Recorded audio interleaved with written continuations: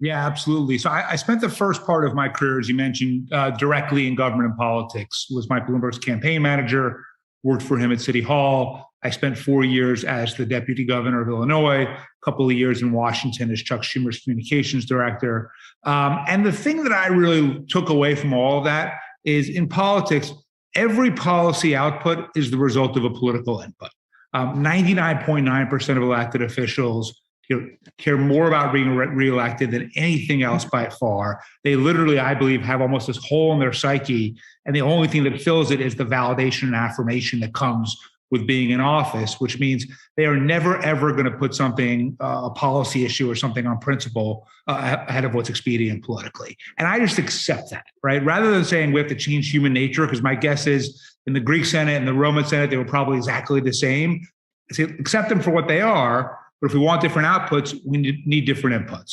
About a decade ago, my first kind of foray into tech was running all the campaigns to legalize Uber and ride sharing around the US. And the way that we won, at the time we were a tiny little tech startup and the taxi industry was a pretty powerful cartel, was we mobilized our customers through the app and had them text or tweet or email or in some way tell their elected officials, don't take this thing away from me, I want it.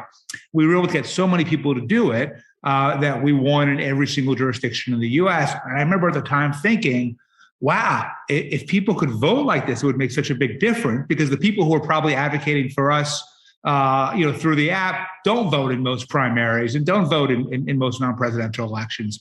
But at the time, the technology wasn't really there. But over the succeeding years, blockchain got better and better. And by 2018, out of my foundation, Tusk Philanthropies, we started funding elections around the US where people either with disabilities or deployed military were able to vote on their phone in elections over the blockchain or over the cloud. It's happened now in 20 different jurisdictions across 7 different states. Every single election was certified and audited by the National Cybersecurity Center. It came back clean. Turnout on average has more than doubled. And the reason we're doing this is, to me, if you want to, like I said, you want to change the outputs, you got to change the inputs. And if we want politicians to have a political incentive to reach consensus, to compromise, to stretch across the aisle, just to try to get things done, they've got to believe they'll be rewarded for that, not punished. That's only going to happen with dramatically higher turnout, especially in the primaries. And that's only going to happen, in my view, if we have mobile voting.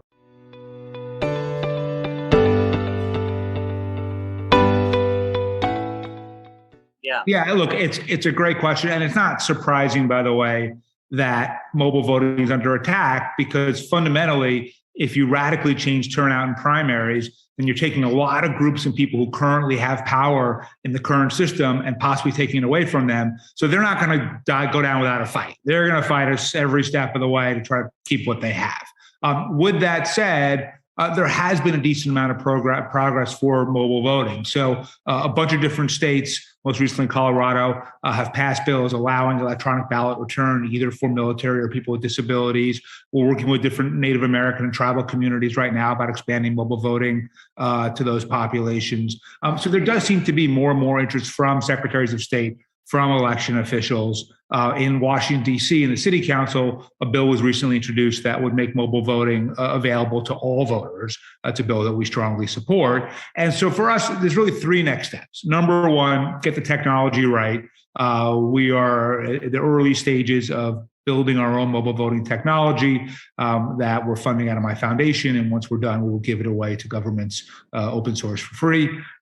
2, pass laws allowing people to be able to vote on their phones. So there's DC, as I mentioned. We're looking at campaigns in about 6 more states for 2022, where we would run legislation to expand mobile voting. And the third would be build a movement, right? So we may be in a position to build the right technology, to pass some laws, but at the end of the day, neither of us are just single-handedly going to topple the entire political power structure in the United States. It's only going to happen if people like my kids who are 15 and 12, if their generation demands it and says, I absolutely should be able to vote on my phone. I refuse to accept all the excuses you're giving me as to why I cannot. And that's why we have a team basically spending all of their time on TikTok and Twitch and Instagram, really talking about mobile voting to that generation, because if they're not willing to fight for it and demand it, we probably won't win.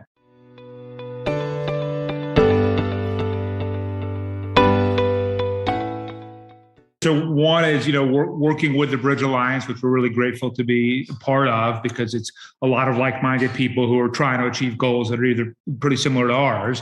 But it's organizing online, college ambassadors, really doing a lot of press and events around mobile voting. It's going to really take just making the case in every form possible: digital, TV, podcast, print, physical, grassroots, whatever it is, so that people demand it. And look, when enough people demand something, it tends to happen, right? Whether it was the Arab Spring or same-sex marriage. So these things can happen, but it does require there to be significant demand from a particular demographic constituency. And so that's really what we're building towards.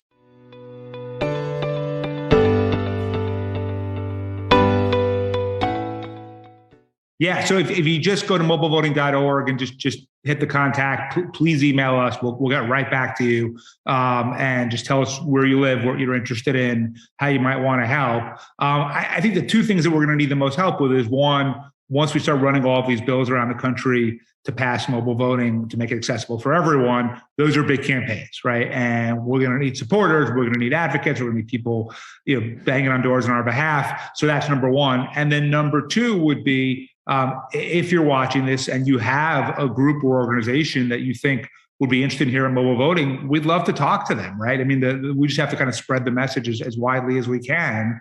And so if there are people that you think would be receptive to the message, we're here, and we'd love to be connected.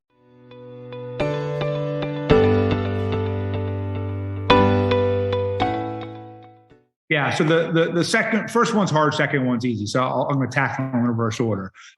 We're not arguing to get rid of vote by mail or election machines or any other way that people vote. This would just be an additional way. So if this is how you want to cast your ballot, great. You want to go somewhere, great. You want to do it by mail, great. And by the way, I think something like 85 to 90% of American adults now have smartphones. So we're pretty close to universal penetration. But I think we want to make all forms of voting available so that people have a lot of different choices.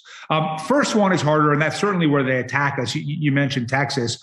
When politicians don't want more people to vote, they don't admit, oh, I don't want minorities to vote or whatever it is. They just say, oh, it's not secure, right? And that's what they say about us as well, because they don't really want turnout to expand meaningfully. And look, that's why we've had the National Cybersecurity Center audit every single mobile voting election to date. They have all come back clean.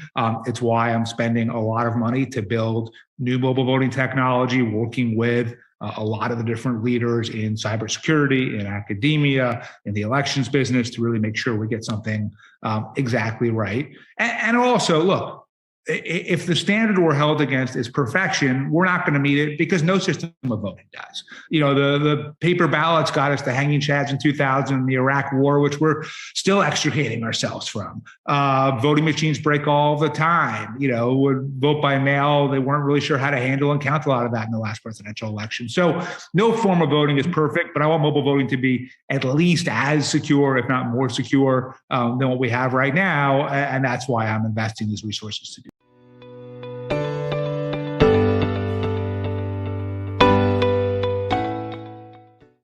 So West Virginia, South Carolina, Utah, Colorado, Washington State, Oregon, and one more that I'm forgetting now. So 7 different states have run pilot programs that we've funded out of our foundation that allow people either who are overseas in their deployed military or people with disabilities to use their phone. And if you think about those two demographics, it makes a lot of sense.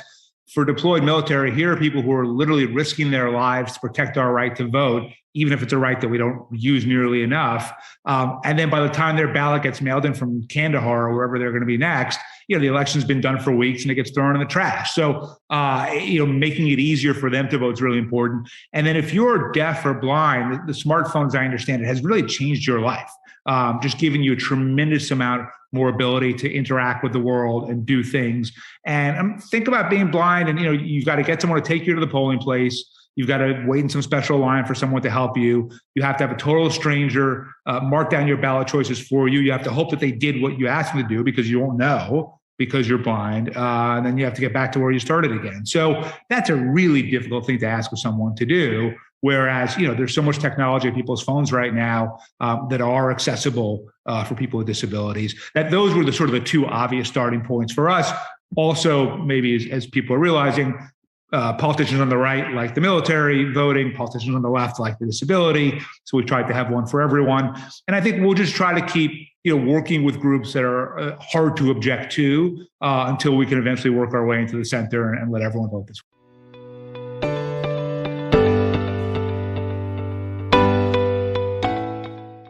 Yeah, and look, it's interesting, right? Because I do think that people who are in the center like it and will like it because it makes it easier for them to then do what they instinctively want to do anyway, which is get things done. And look, most people run for office because they want to try to get things done. They're just not willing to sacrifice their career to get things done.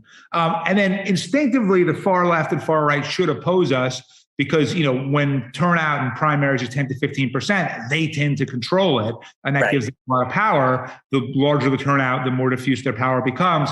However, both of those groups feel like they're really adept online and at the internet and everything else.